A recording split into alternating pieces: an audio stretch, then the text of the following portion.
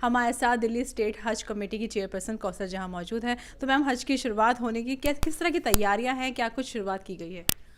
देखिए, हज 2024 के लिए हमने जो है जो एक नई चीज़ शुरू करी, छोटा सा प्रयास किया है कि जो हमारे आज़मीन हज हैं उनके लिए जो इस बार जो पासपोर्ट की समस्या है, तो कई बार होता है कि पासपोर्ट नहीं होता है या फिर पासपोर्ट एक्सपायर्ड होता है, तो उसके लिए जो है बहुत परेशानी होती है उसको करवाने में।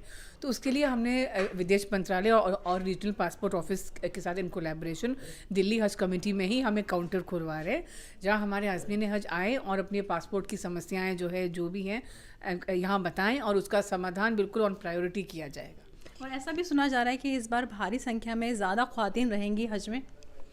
जी हाँ, ये तो बहुत खुशी के साथ मैं कह सकती हूँ कि जो महिलाएं हमारी जो बहनें बिना महरम के जा रही हैं, इस बार उनकी संख्या में वृद्धि होने की पूरी उम्मीद है, बल्कि जो मैं देख रही हूँ हो रही है वृद्धि। पिछले साल 4,314 बहनें हमारी ऐसे गई थी और दिल्ली से 39 महिलाएं गई थी।